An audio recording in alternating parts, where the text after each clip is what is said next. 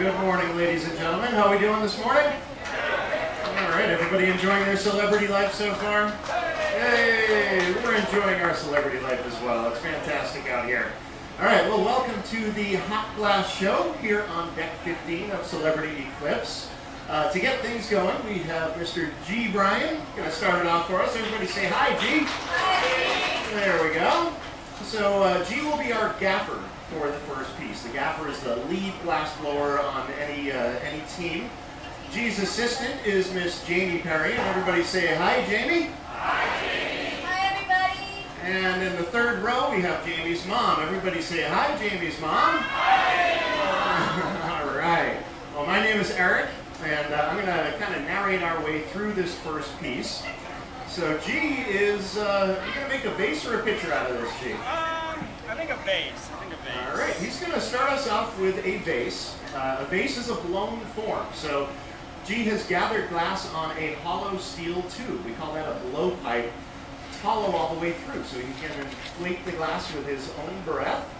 Now, we start off by gathering clear molten glass from our melting furnace. That's the oven that Jamie's next to over there. But G has already started to color that glass. He's rolling the clear glass through some crushed up colored glass. When we use glass in that crushed up form, we refer to it as frit, F-R-I-T. He's come over to our reheating furnace here, use that extra heat to get the color to melt in smoothly. And he's going to prepare the glass for the blowing process. He's shaping, centering, and cooling all that fresh material with what looks like a wooden spoon. We call that a block. Blocks are made from fruit woods. We use cherry wood for this particular block. Fruit woods have a very dense grain pattern, so they burn slowly and evenly. So G's starting the blowing process. He just blew a little puff of air in the end of the pipe. He's capped the end of the pipe with his thumb, so the air has nowhere else to go but out into that softer molten glass. So if you were watching closely, you may have noticed the glass expanded a little bit. And that's because there was an air bubble pushing its way out there. So G's gone in for another gather. And he comes out with about 3 times the amount of material as what he had gone in there with. So we just kind of plunge the head of the pipe inside of the pool of molten glass, turn and wind the glass up on there. So he's going to shape, center, and cool all that fresh material. He's using another block, a larger block. And you'll notice he keeps reaching behind himself there at the bench and dunking the block in a bucket. When he comes back with the block, it's dripping something. Well, we keep the blocks waterlogged. He's dipping in a bucket of water back there. And that way, as the glass gets close to the wet wood, it creates a little pocket of steam. So the glass really rides on that pocket of steam and hardly even burns the block. So he'll continue inflating in stages here. Now, something you're not going to see us do too much of up here is using molds for our shaping. But we discovered in a search through some of our supplies, we do have a couple of molds out here, and G was kind of curious to try one of these. So Jamie is pulling a block out of a bucket of water over there. It's a wooden mold, so we keep that waterlogged as well. And G is kind of setting up the glass so it will fit into that mold. And it's got sort of a very basic vase form inside there. So he's going to set the glass up to make sure it fits properly inside of the mold. He'll get the glass nice and hot again. He's getting the glass really soft here. I'll hang it down into the mold. Jamie will close that right up. And he's inflating the glass pretty hard. He's also turning the pipe. I want to make sure that the glass doesn't stick to the wood as the wood dries out a little bit here. Get a nice little dramatic effect with all that smoke burning off here. And Jamie's watching G's foot. You guys see him just tap his foot there. She knows it's time to open up the mold and let him out. To create colored glass, different metal oxides and different elements from the periodic table are melted in with a batch of clear glass. In the case of this purple, we use manganese. It gives us a beautiful purple. So G's going to allow his glass to firm up. We wanted to hold that shape.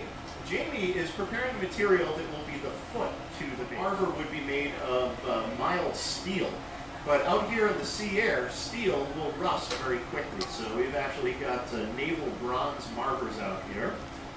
We're Nice sweet material. It doesn't rust. It patinas a little bit, but it's pretty easy to clean. All right, so Jamie dripped that material on the marber. She's going to press the base right down into that cookie of material there. We work in a team of 3, but it's not uncommon to see glass blowing teams, even upwards of 10 people all working together. So a little bit of that teamwork here to finalize the shape of the foot. G's using a tool we call the jacks to shape the profile of the foot. Jamie's using that wooden paddle to make sure the foot is going to sit nice and flat. A nice shape on there. So now we finished shaping the bottom of the piece. We need to start shaping the top of it. So to do that, we've got to remove the piece from the blowpipe. We want it just the right temperature that it will stick to the bottom of the piece, but not fuse there permanently. We found it's very hard to display vases that have a 4-foot steel rod attached to the bottom. So we want to make sure that comes off of there cleanly. And G just placed the iron right on the center of the bottom of the piece. And he weakened the connection there just by cooling it down. Now you guys can clap for a nice clean transfer there. Would you guys like to see this as a vase or a pitcher? She's trying to figure out how we should finish it off. Wow. Pitcher it is. He says almost as far back as 4,000 years ago to the advent of man actually making glass.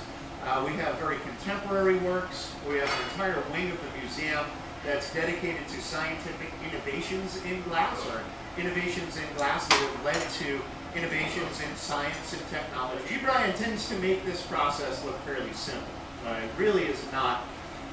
G's been working glass for over 12 years now. He first started working with glass when he was in college. He went to Alfred University, which actually is about an hour west of Corning, New York, in Alfred, New York. So he got a Bachelor of Fine Arts with a concentration in glass. And since then, he has continued to study glass. He's taken classes with several different masters from around the world to continue to hone in his craft. And he works as an independent artist when he's not out here on the ship.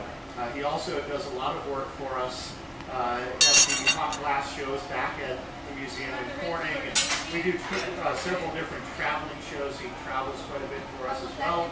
He does a lot of commission work. Keeps pretty busy and continues to really hone in the craft. Ideally, glass making is a never-ending learning experience. So here comes our handle. So G's going to just touch that down, stretch the glass a little bit, and cut Jamie loose. You can see how soft that glass is. Just going to cut that apart when it gets the right thickness. And making a handle is a very tricky thing.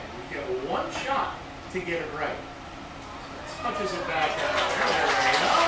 Very nice. Beautiful handle on there. You want another one on the way up? Alright. Now, making a handle. If G doesn't get the handle stuck down quickly enough after he kind of flips it over there, it doesn't fuse to the body of the vessel. If he doesn't touch it down in the right spot, well, it's stuck there. There's no fixing that. So making a handle really is one of the more delicate processes that we have to deal with out here, or with glass making in general. No room for error with that. And G just nails it like it's his job. It's amazing. Go figure. All right, so there is our beautiful picture. Now, anytime we finish working with molten glass, we need to cool the glass slowly and evenly. So we're going to load this piece into our annealing oven. That's the oven right behind the bench here. So we'll load that into the oven, let it cool very evenly through the night. And there is a beautiful picture. G. Bryan, everybody. Very nice.